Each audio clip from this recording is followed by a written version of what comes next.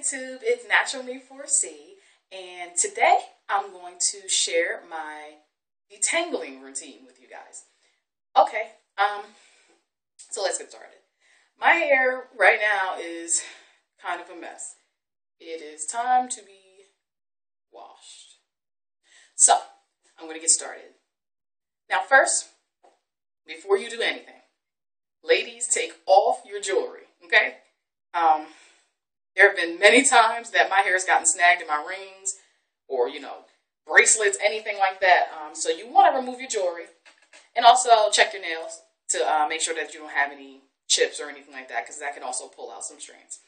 What you're going to need is a comb, wide tooth comb, a pick maybe, a detangling comb of some sort, some clips, and some ponytail holders. These are like ouchless kind. They're like a sock material. And a spray bottle full of water or water and conditioner mixed. So what I'm going to do is I'm going to undo my puff, my tired looking puff. Got a bobby pin there. Okay. All right. Let's see what we got here. All right. So what I do is I just kind of start by just, pulling it out a little bit. It gets very, very packed, so I try to pull it out and see if I can see any knots on the ends or anything like that. I don't. So now I'm just going to take my spray bottle and I'm just going to spray my hair down pretty good. Not too much water, but I want it to be pretty nice. Our hair tends to work better when it's damp or wet versus dry.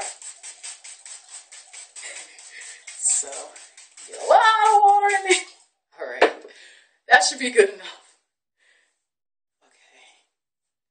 And now what I do. Now, honestly, I do not comb my hair very often. I believe my hair type is 4C.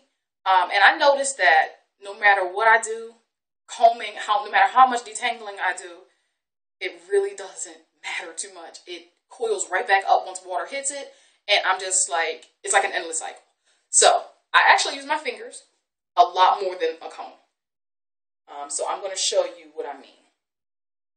I usually like to start from the back, but for the purpose of this video, I'll start from the front so you guys can see. Okay, get the water in there. What I do is I take a pretty large section. Again, my hair, it doesn't really tangle too much at the roots, if at all, but it tangles at the ends. So what I do is I kind of just go through and I start kind of just pulling apart. I don't know if you can see that. Just try to pull apart the ends to make sure that nothing's locking up.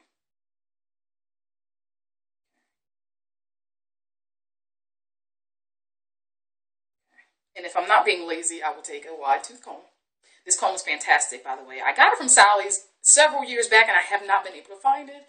But if you guys see this type of comb, it's got like glitter in it. I think it might be made by Structure Tools or something like that.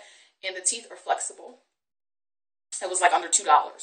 And this pick also is made by the same company. It's like the same thing, and the pick is also flexible. So it's fantastic. It does not cause any tension on your hair at all. And it's really easy to work with. I'm already losing some shed hairs here. So what you want to do is you want to take your hair and start from the ends and work your way up. And again, I really don't have to detangle my hair too much to get, prepared for co-washing. What I'd like to do is I like to just focus more so on the ends of my hair, because that's the part that tends to get knotted. But what you would do is you would start from the ends and work your way all the way up until the comb glides through. Now, I'm not too worried, again, about the comb gliding all the way through. I just want to get it loosened. My fingers will do all that And then I just take like a scrunchie or something and just make a puff like that. Okay.